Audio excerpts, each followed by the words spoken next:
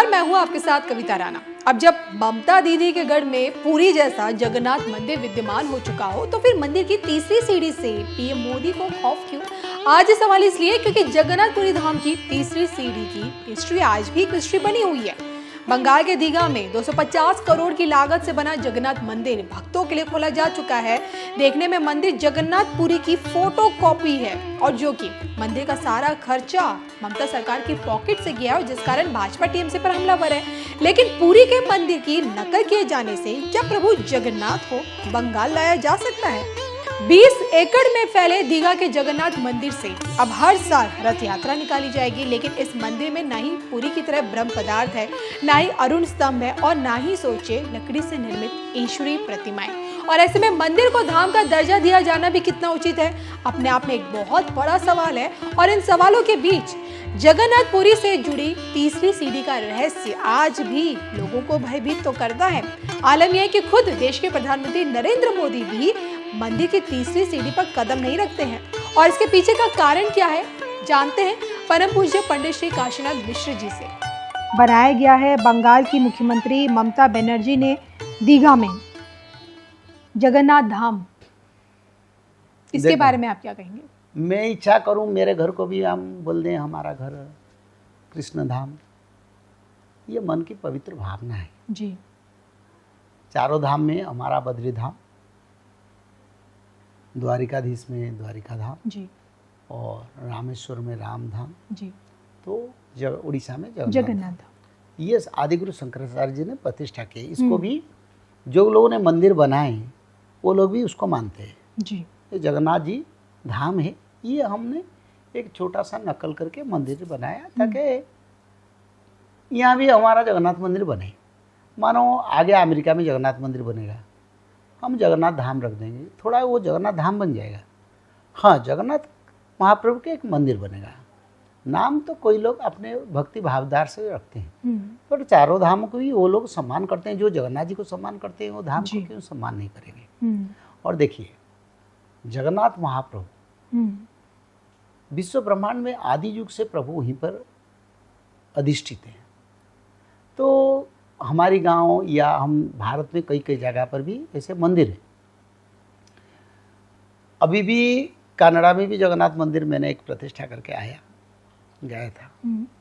तो इसका अर्थ नहीं वो प्रभु का ओरिजिनल धाम है, कोई ये कि प्रभु जी के भक्तों का भावधारा का क्षेत्र है जी। तो इसीलिए ये तो सारा विश्व में प्रभु जी का मंदिर बनेगा, आगे बन रहा है। उन्होंने भी प्रभु जी का मंदिर बनाया, थोड़ा जगन्नाथ जी चले जाते हैं। जगन्नाथ यानी कि आपका कहने का ये मतलब है कि विरोध नहीं होना चाहिए? मैं कोई आध्यात्मिक भावना को विरोध नहीं करता हूँ।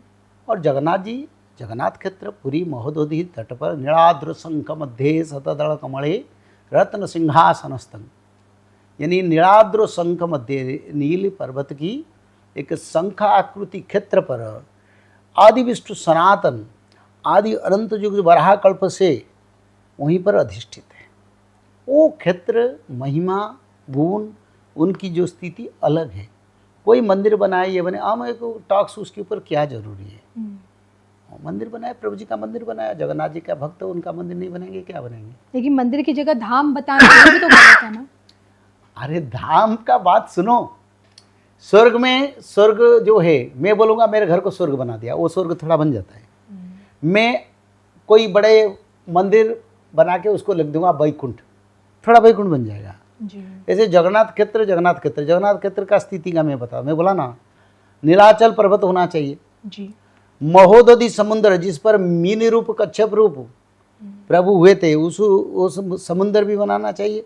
अगर कोई धाम बोले, दावा करे ये धाम है प्रभु जी का सब्स्टिट्यूट जी, तो उसको क्या क्या होना चाहिए ना? वहीं पर अरुण स्तंभ गरुड़ स्तंभ चाहिए जी जी, वहीं पर गंगा जमुना का ब्रह्मा के द्वारा प्रतिष्ठित कुआं चाहिए, वहीं पर रोसो साल में जैसे जगन्नाथ के रोसाई होता है 1 से 7, 8, 10 जितने उनका नियम है उतना एक साथ रोसई होता है, वो भी अलौकिकता होना चाहिए। ध्वजा विपरीत दिशा से उड़ना चाहिए।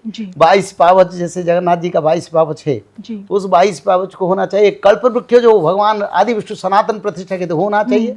मार्कंडेय पुष्कर होना चाहिए जी। तो ये सब जो जब होगा तब उसको कोई बोलेगा ना, इससे नाम देने से क्या ये कि पर्सनल मन का विचारधारा और प्रभु जी का धाम ब्रह्मा विष्णु महेश्वर 33 कोटि देवता वहीं पर विद्यमान है और सभी देवताओं को पकड़ के यानी प्रभु वहीं पर विद्यमान है। तो वो क्षेत्र है, नाम देने से कोई उसमें कुछ प्रभाव नहीं पड़ता। लोग भी सब जानते हैं ये प्रभु जी का क्षेत्र है, यहाँ हमको मुक्ति मिलेगा, यहाँ हम आस्था विश्वास के साथ जगन्नाथ जी का दर्शन कर सकते हैं। जी, वही बात। आप ही के द्वारा लिखी गई किताब में अध्याय नंबर 28 पे लिखा हुआ है 2012 में कलयुग का अंत क्यों नहीं हुआ। मैं आपसे जानना चाहती हूँ, जब 2012 में कलयुग का अंत नहीं हुआ तो फिर कब होगा? 2012 में क्यों नहीं हुआ उसका तो प्रश्न करो ना बाबा। लेकिन दुनिया तो आपसे जानना चाहती है ना कि 12 में नहीं हुआ तो कब होगा? कब नहीं, 12 में होने वाला था। हम्म, शास्त्र में उसकी विचारधारा हमको यही मिला है। 2012 के समय में जो होना था उसको प्रभु जी के कृपा से प्रभु ने रोक दिया। नासा का साइंटिस्ट गलत नहीं थे, सत्य थे। अच्छा। उन्होंने जो प्रेडिक्शन किए थे भी वो भी सत्य था। और जब महिमंडल के प्रभु की इच्छा होता है ना प्रभु जी का, प्रभु जी ने बोले भक्तों का उद्धार नहीं हुआ, चाहे कल के भगवान का जन्म ना हो। ऐसे समय पर 2012 में शायद प्रभु जी का जन्म ना हो, तो ऐसे समय में हम कैसे, प्रलय हो जाएगा तो भक्त मर जाएंगे। तो प्रभु जी ने वो एस्टेरॉयड को रोक दिया जी। इस कारण नहीं हुआ। 2032 से 34 के बीच सत्ययुग का पुनर्स्थापना होगा। अच्छा। जो नक्षत्र आ रहा था वो नक्षत्र फिर आएगा, जो नक्षत्र आ रहा था, हाँ, जो चल गया जी, फिर आएगा, वो वही ही विनाश करेगा। Okay okay okay okay.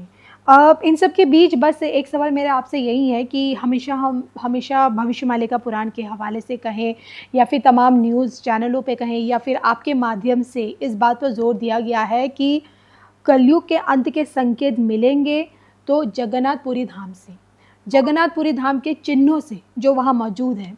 चाहे हम बात करें जो ध्वज शिखर है, हवा के विपरीत अभी गुजरती है, लेकिन जब कलयुग का अंत होगा तो हवा के तरफ ही घूमेगी। और मतलब बहुत सारे चिन्ह, तो आपसे जानना चाहती हूँ उनमें कितनी सत्यता है, जो कहाँ जाता है?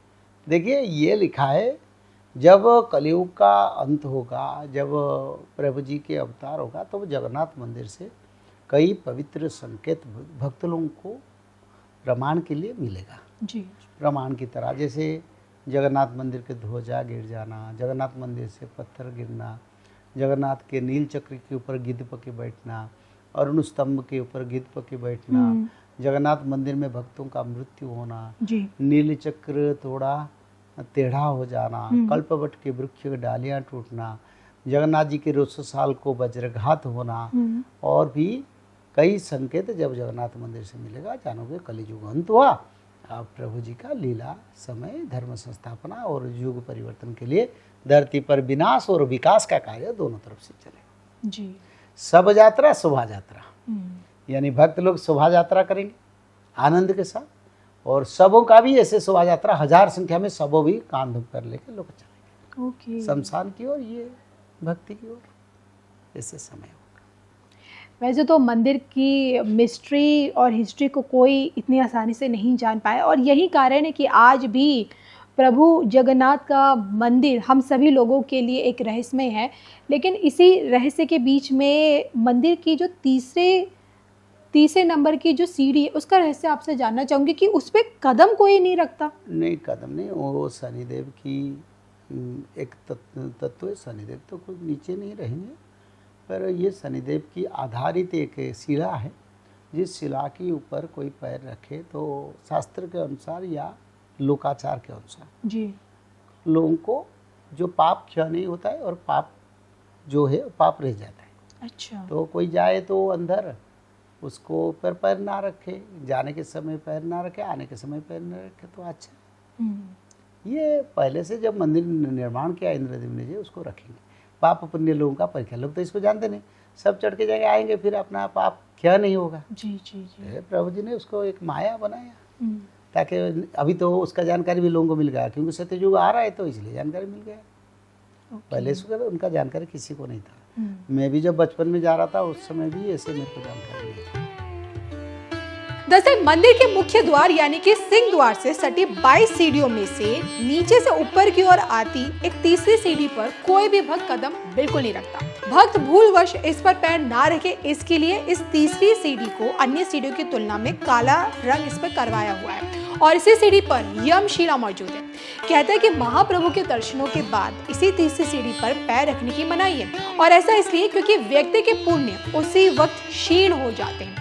इसके पीछे की पौराणिक मान्यता तो यही कहती है कि जब भगवान जगन्नाथ के दर्शन कर लोग पाप मुक्त होने लगे थे, ये देखकर यमराज भगवान जगन्नाथ के पास पहुंचे और कहा कि प्रभु, आपने तो पाप मुक्ति का ये बहुत ही सरल उपाय बता दिया है और लोग आपके दर्शन कर बड़े ही आसानी से पाप मुक्त होने लगेंगे और कोई भी यमलोक आएगा ही नहीं। तो यमराज जी की ये बात सुनकर भगवान जगन्नाथ ने ये कहा कि आप मंदिर के मुख्य द्वार की तीसरी सीढ़ी पर अपना स्थान ग्रहण कर लें।